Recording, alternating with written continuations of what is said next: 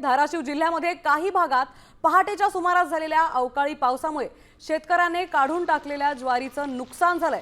गेल्या 2 दिवसांपासून हवामानात अचानक बदल झाल्याने जिल्ह्यात काही ठिकाणी हलका ते मध्यम स्वरूपाचा पाऊस बरसलाय। शेतात काढून ठेवलेल्या ज्वारीवर पावसाचं पाणी साचल्याने ज्वारी काळी पडण्याची शक्यता आहे। तसंच हरभरा, द्राक्ष, आंबा, गहू या रब्बी हंगामातील पिकांनाही फटका बसण्याची शक्यता आहे। धाराशिव जिल्ह्यातील तुळजापूर तालुक्यात अवकाळी पावसाने चांगलीच हजेरी लावली आहे, त्यामुळे ज्वारी पिकाचं नुकसान पाहायला मिळतंय।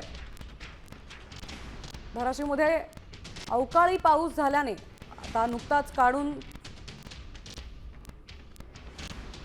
यानंतर थेट जाऊया धाराशिवमध्ये। त्या ठिकाणी आमचे प्रतिनिधी बालाजी सुरवसे उपस्थित आहेत, त्यांच्याकडून आपण या प्रकरणाची अधिकची माहिती घेऊया।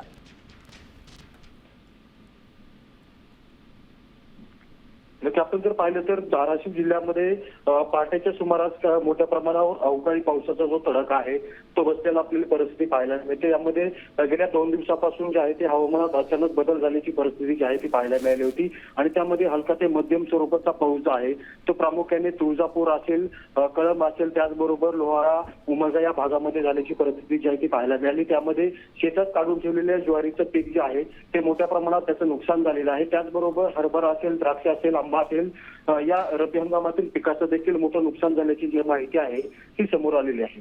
नक्कीच बालाजी, धन्यवाद आपण दिलेल्या या सविस्तर माहितीबद्दल।